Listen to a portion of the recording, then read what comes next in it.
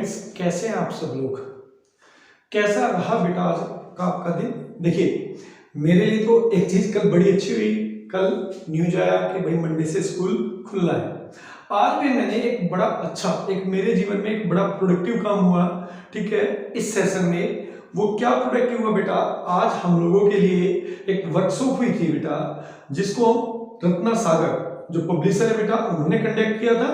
और वर्कशॉप थी बेटा अकाउंटेंसी की। तो मेरे जीवन में एक आज के दिन में एक ये अच्छा काम रहा कि मैंने वर्कशॉप अटेंड की। और वर्कशॉप का मेन जो एम था बेटा वो यही था कि स्टूडेंट्स को ये बताना है how to get 40 marks in accountancy.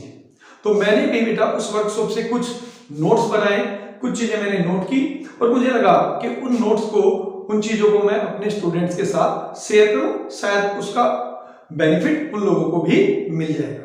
ठीक है बेटा, तो बात करते हैं how we can get 40 marks in accountancy.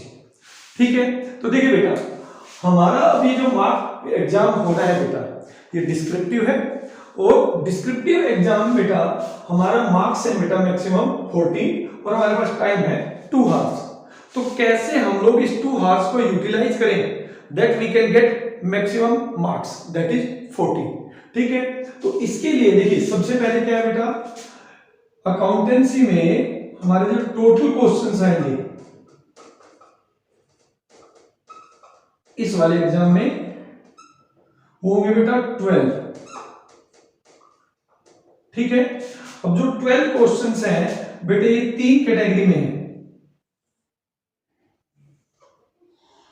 एक बेटा 2 मार्क्स के हैं, एक 3 मार्क्स के हैं और एक 5 मार्क्स के हैं। ठीक है बेटा, 3 कैटेगरी है।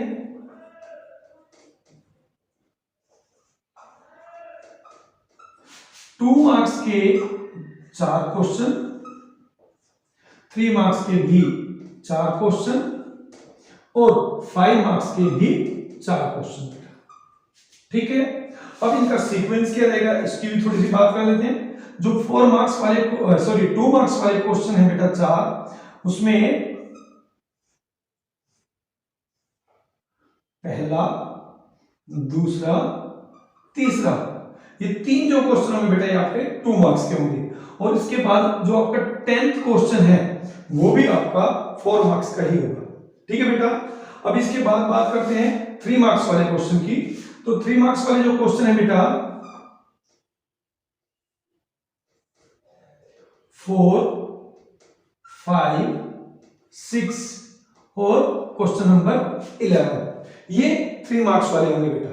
ठीक है, इसके बाद जो 5 मार्क्स वाले हैं बेटा वो होंगे 7, 8, 9 और 12। ठीक है बेटा, तो ये आपका कुछ इस तरीके का पैटर्न इस बार आपके एग्जाम में आएगा। टोटल नंबर ऑफ क्वेश्चंस होंगे 12। ठीक है, 2 मार्क्स वाले होंगे 4 क्वेश्चन, यानी कि 8 मार्क्स के बेटा हो गए ये।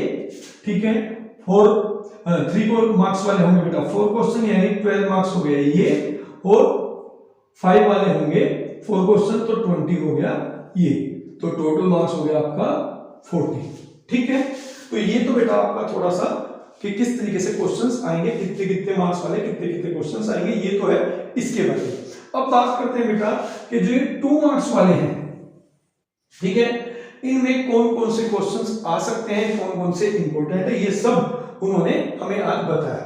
ठीक है, 3 मार्क्स वाले किसमें कहां चॉइस आएगी, किसमें कहां चॉइस नहीं आएगी, ये सब भी वहां पर डिस्कस हुआ है।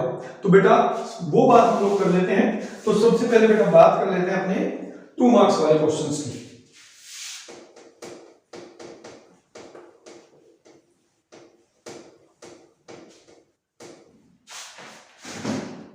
तो बेटा जो 2 मार्क्स वाले क्वेश्चन है,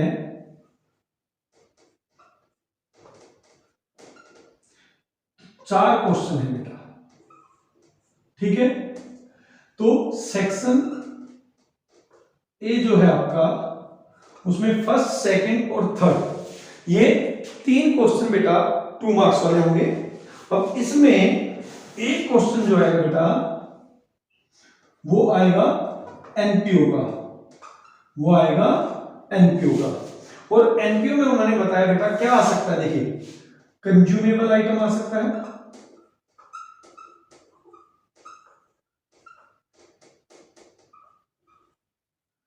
या फिर थ्योरी, ठीक है बेटा, किसकी, डिफरेंसेस वाली, वो आ सकती है बेटा, वो भी ऑन द बेसिस ऑफ, आपको पॉइंट्स दे दिए जाएंगे जिसके बेस पे आपको इसको डिफरेंस बताना है। दूसरा जो क्वेश्चन बनता है बेटा जो उन्होंने बताया उसके अकॉर्डिंगली सेकंड क्वेश्चन आएगा बेटा रिटायरमेंट का, सेकंड या थर्ड कोई भी क्वेश्चन बेटा रिटायरमेंट का आ सकता है। और रिटायरमेंट के क्वेश्चन में बेटा मुझे भी जो लगता है वो सबसे इंपॉर्टेंट वो है हिडन गुडविल, ठीक है, ये बहुत इंपॉर्टेंट टॉपिक लगता है बेटा हिडन गुडविल, और इसके पूरे चांस हैं कि हिडन गुडविल आएगा। इसमें कैलकुलेशन ऑफ हिडन गुडविल और जर्नल एंट्री पास करना,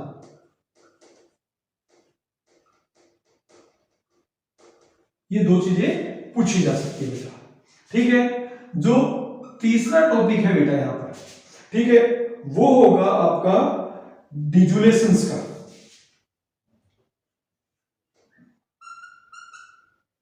ठीक है बेटा, वो होगा आपका डिजुलेशन ऑफ अ पार्टनरशिप फर्म,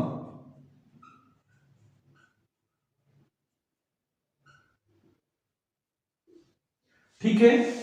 इसमें थ्योरी पार्ट बहुत इंपॉर्टेंट है बेटा, 2 मार्क्स में, ठीक है। थ्योरी में भी कौन सा बेटा, difference between dissolution of partnership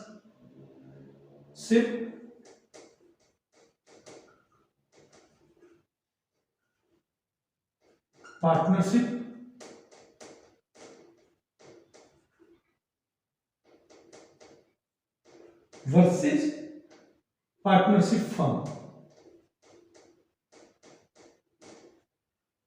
और ऑब्वियस सी बात है बेटा इसमें भी जो पूछा जाएगा वो भी ऑन द बेसिस जो पूछा जाएगा, आपको कोई पॉइंट दे दिए जाएंगे, 2 पॉइंट, जिसके बेस पे आपको इन दोनों के बीच में डिफरेंस बताना है, ठीक है बेटा। फर्स्ट सेकंड थर्ड 3 क्वेश्चन जो शुरू वाले आएंगे वो इनमें से पूरे चांसेस हैं, ये ही आएगा, ये भी आ सकता है बेटा, इसके भी पूरे चांसेस हैं, ठीक है। एनपीओ में कंज्यूमेबल आइटम बिल्कुल पूछा जा सकता है, ठीक है। इसके अलावा जो लास्ट क्वेश्चन है बेटा that is your question number 10, ठीक है, वो भी 2 मार्क्स का है। उसमें आएगा बेटा कैश फ्लो स्टेटमेंट से, जो उनके अकॉर्डिंगली आना चाहिए, ठीक है।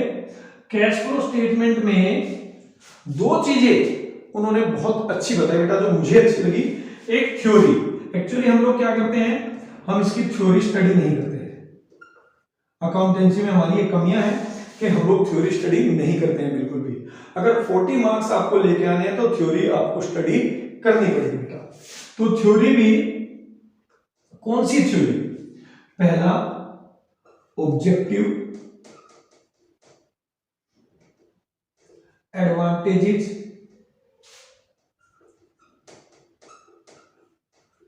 लिमिटेशंस,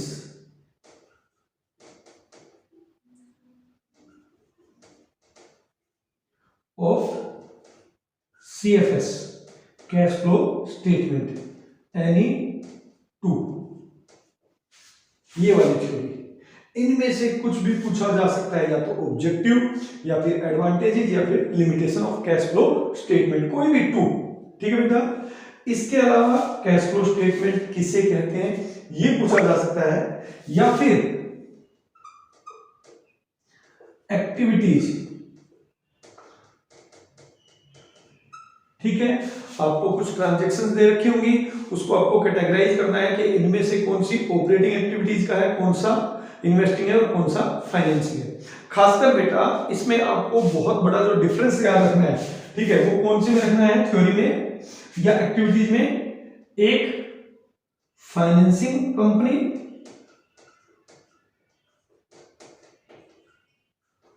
उसके लिए ऑपरेटिंग एक्टिविटीज कौन सी होती है, ठीक है, और नॉन फाइनेंसिंग कंपनी, इनसे रिलेटेड क्वेश्चंस बहुत आने के चांसेस है। ठीक है बेटा, तो ये सारा किसके बारे में है, ये बेटा सारे का सारा 2 मार्क्स का। ठीक है, अब इसके बाद देख लेते हैं बेटा 3 मार्क्स का क्या क्या बनता है, ठीक है, कौन कौन से क्वेश्चन नंबर है और उसमें क्या क्या आने के चांसेस है। तो बेटा अब बात करते हैं अपने 3 मार्क्स वाले क्वेश्चन की। ठीक है बेटा, तो जो 3 मार्क्स के क्वेश्चन है वो भी 4 क्वेश्चन आएंगे बेटा। ठीक है, question number 4, question number 5, question number 6। ठीक है, इसके अलावा सेक्शन बी से आएगा क्वेश्चन नंबर 11, ये आपका सेक्शन बी का है। और ये जो 3 क्वेश्चन है बेटा ये आपके सेक्शन ए के है। ठीक है, यानी आपका जो पहली 2 बुकें हैं उनमें से 3 क्वेश्चन, और जो आपका लास्ट बुक है बेटा फाइनेंशियल स्टेटमेंट, उसमें से 1 क्वेश्चन आएगा।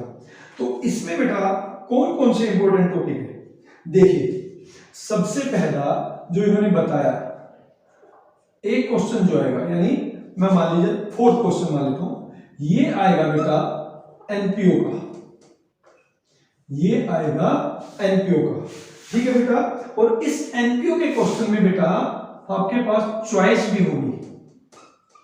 ठीक है, आपके पास एक चॉइस भी होगी, क्योंकि 3 मार्क्स का क्वेश्चन है, तो इसमें किसके चांसेस सबसे ज्यादा है बेटा, वो है या तो कैलकुलेशन ऑफ सब्सक्रिप्शन, ये कराया जाए आपसे कि आपसे सब्सक्रिप्शन कैलकुलेट कराया जाए, या फिर calculation of consumable item.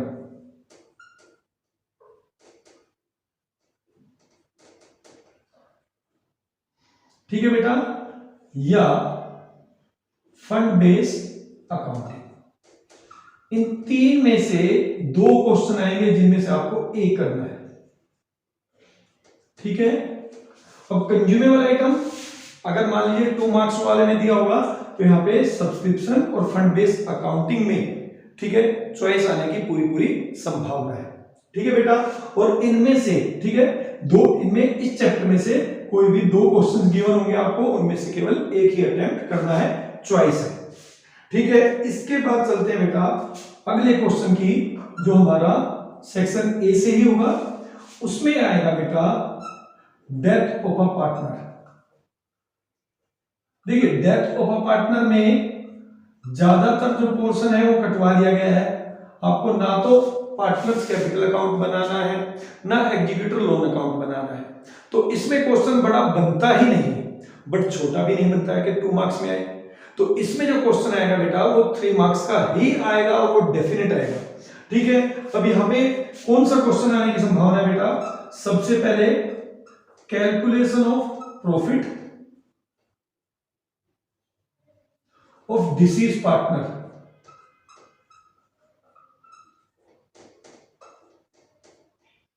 For current year.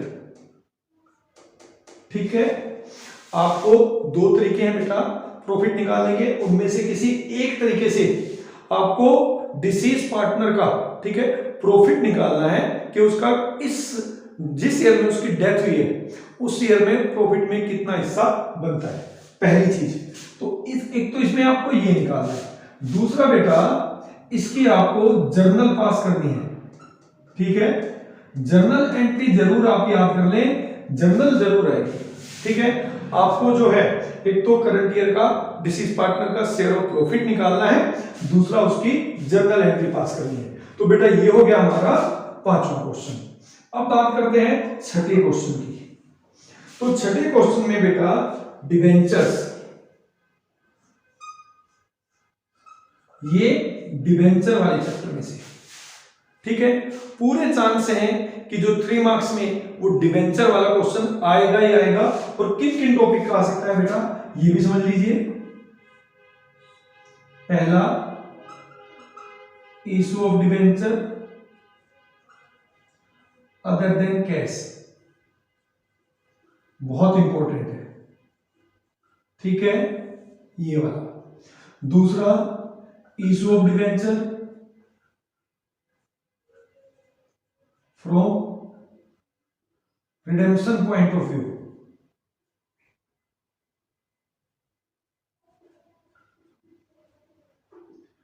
तीसरा, issue of debenture as collateral security.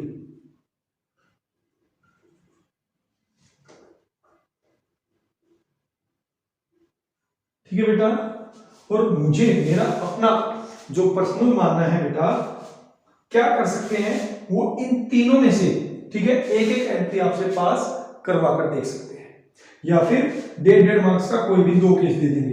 जैसे इसमें calculation of number of share, number of debenture issued भी निकलवा ले, फिर जर्नल एंट्री भी पास करा ले, ठीक है, और केस स्टडी बेस भी आ सकता है। तो ये हो गया बेटा आपका सेक्शन ए। अब बात करते हैं बेटा सेक्शन बी की, यानी क्वेश्चन नंबर 11। अब डिवेंचर में भी बेटा इन्होंने वैसे चॉइस बोला है, ठीक है, बट मेरे अकॉर्डिंगली डिवेंचर्स में चॉइस शायद ना आए, ठीक है। फिर इसके बाद बात करते हैं क्वेश्चन नंबर 11 की। क्वेश्चन नंबर 11 में डेफिनेटली चॉइस आएगी, ठीक है, क्योंकि अब जो हमारी थर्ड बुक है उसका केवल एक ही चैप्टर रहा है बेटा, ठीक है। अब कैश फ्लो स्टेटमेंट इसमें नहीं आएगा, कोई कैश फ्लो स्टेटमेंट आएगा 5 मार्क्स वालों में, तो इसके लिए केवल रह गया बेटा कंपैरेटिव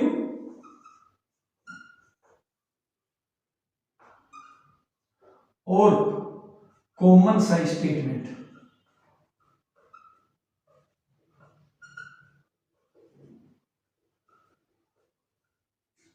ठीक है, कंपैरेटिव और कॉमन साइज स्टेटमेंट, और ये दोनों होंगे, इनमें से आपको कोई एक करना है, आपके पास इस क्वेश्चन में चॉइस होगी ही होगी, ये पक्का है, ठीक है बेटा।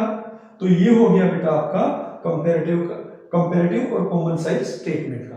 तो ये था बेटा अपना 3 मार्क्स वाला, ठीक है, 4 क्वेश्चन नंबर 4, 5, 6 और 11, ठीक है। अब बात कर लेते हैं बेटा अपने 5 मार्क्स वाले क्वेश्चन की।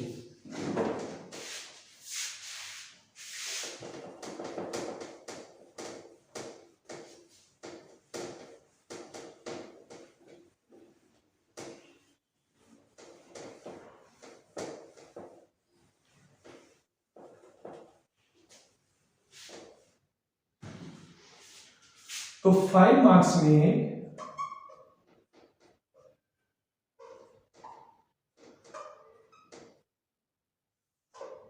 यहां भी अपने 4 क्वेश्चन आएंगे बेटा,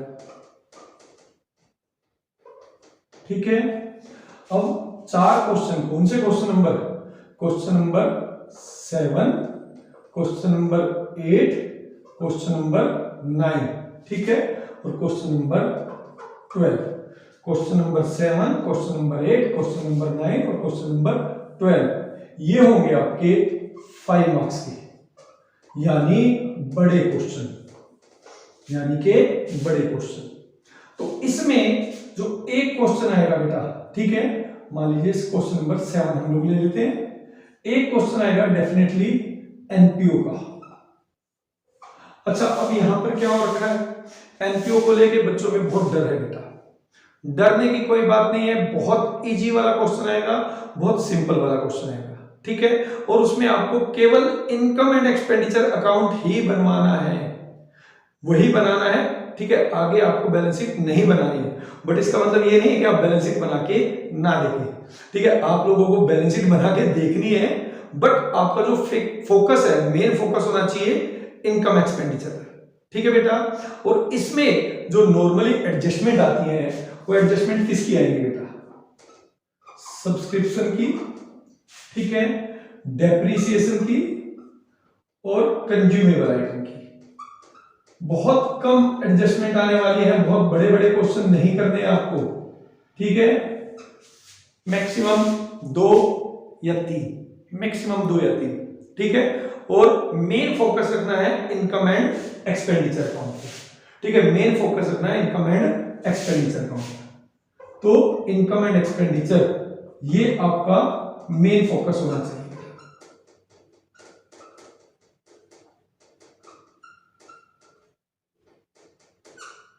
ठीक है, इसके बाद जो आपका नेक्स्ट आता है बेटा, वो है क्वेश्चन किसका, रिटायरमेंट का। Retirement of a partner.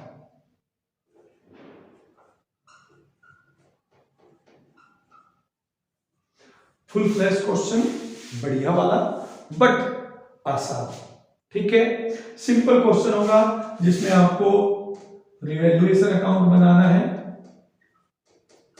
Partners capital account बनाना है और बैलेंस शीट बनानी है। यानी तीनों चीजें बनवाई जाएंगी, बट बनवाई कितने मार्क्स में जाएंगी, 5 मार्क्स में। ये क्वेश्चन बेटा पहले 8 मार्क्स में आता था। ठीक है, उसमें एक एडजस्टमेंट होती थी विद कैपिटल एडजस्टमेंट, हालांकि वो लास्ट ईयर से हटा दिया है। ठीक है, बट अब यही क्वेश्चन 5 मार्क्स में आएगा। ठीक है, तो ऑब्वियस सी बात है उतना मुश्किल क्वेश्चन नहीं होगा जितना पहले आता था।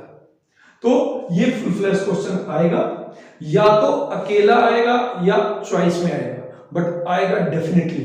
तो इसको कर लेना है, आसान क्वेश्चन है, बढ़िया है, क्योंकि आपने एडमिशन भी किया हुआ है, तो एडमिशन और रिटायरमेंट में बहुत ज्यादा डिफरेंस नहीं है। अब इसके बाद बात करते हैं बेटा अपना 9 क्वेश्चन। क्वेश्चन नंबर 9 में डिजुलेशन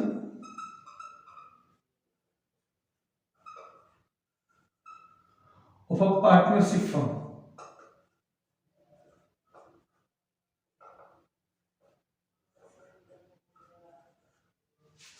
अब हमारे पास यहां पे बेटा इस चैप्टर में 2 ऑप्शन है। ठीक है, 2 ऑप्शन कौन सी है बेटा, एक जर्नल एंट्रीज कि भैया हम लोग जर्नल एंट्री पूछ ले हम लोगों से। जर्नल एंट्री भी बेटा स्पेशली किस चीज की, एक्सपेंसेस वाली, उनका आपको विशेष ध्यान रखना है, ज्यादातर बच्चे वही गलतियां करते हैं। अच्छा, यहां पर एक चीज और ध्यान रखनी है, अगर मान लीजिए आपको जर्नल एंट्री और रियलाइजेशन अकाउंट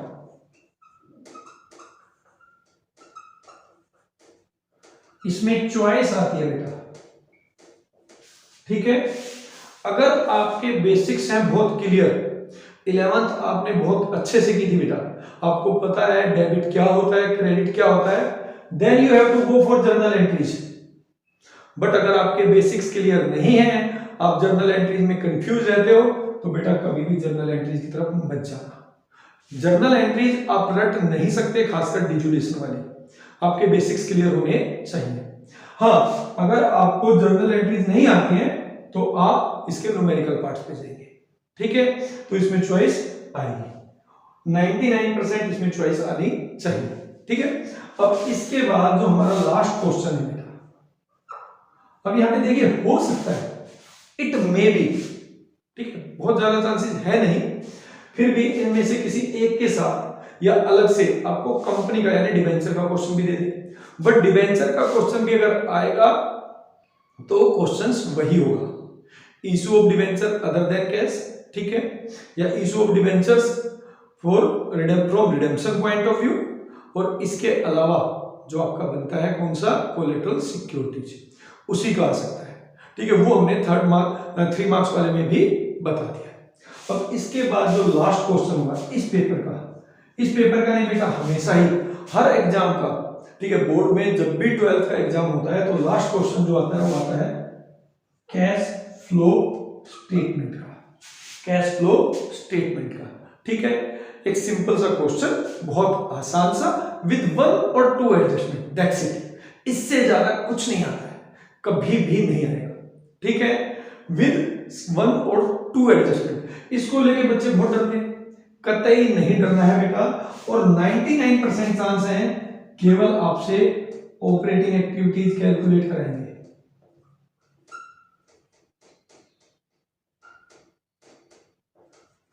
ठीक है, और एडजस्टमेंट भी, ठीक है, मैं थोड़ा सा अपने एक्सपीरियंस के अकॉर्डिंगली बात करूं, कुछ थोड़ा उन्होंने भी बताया, तो किस चीज की एडजस्टमेंट? एक डेप्रिसिएशन वाली, सेल ऑफ असेट्स,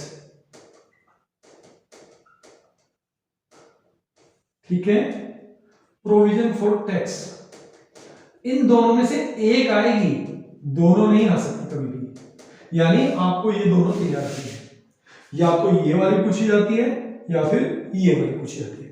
तो आपको इन दोनों की अच्छे से प्रैक्टिस कर लेनी है। प्रोविजन फॉर टैक्स के 3 केस होते हैं, डेप्रिसिएशन के ट्रीटमेंट के 2 केस है, ठीक है। पहला, depreciation is treated as charge on assets, और दूसरा, जब डेप्रिसिएशन को हम चार्ज नहीं मानते हैं। तो वो दोनों केस अच्छे से कर ले डेप्रिसिएशन का, और प्रोविजन फॉर टैक्स के तीनों केस बढ़िया से कर लेंगे। इसके अलावा अगर कोई और आता है तो आता है additional information regarding issue of debenture, redemption of debenture, जिसका लेना देना इंटरेस्ट निकालने से, ठीक है बेटा। तो जो सबसे लास्ट क्वेश्चन आएगा वो आएगा कैश फ्लो स्टेटमेंट का। आई होप मैंने आपको कई सारी चीजें बेटा आपके जो ये फाइनल एग्जाम होने इसके पॉइंट ऑफ व्यू से क्लियर कर दी होगी। इन जो टॉपिक्स पे अगर आप लोग मेहनत कर लेंगे तो कोई नहीं है बेटा जो आपको 40 मार्क्स लाने से रोक सकता है। अब आपकी मेहनत है, ठीक है, आपको टॉपिक पता है, आपको ये पता है कौन सा क्वेश्चन, कौन कितने मार्क्स का क्वेश्चन कौन से सीक्वेंस पे आएगा। अब आप लोगों को एफर्ट डालना है बेटा, make your 100% efforts and touch the sky. All the best, good night.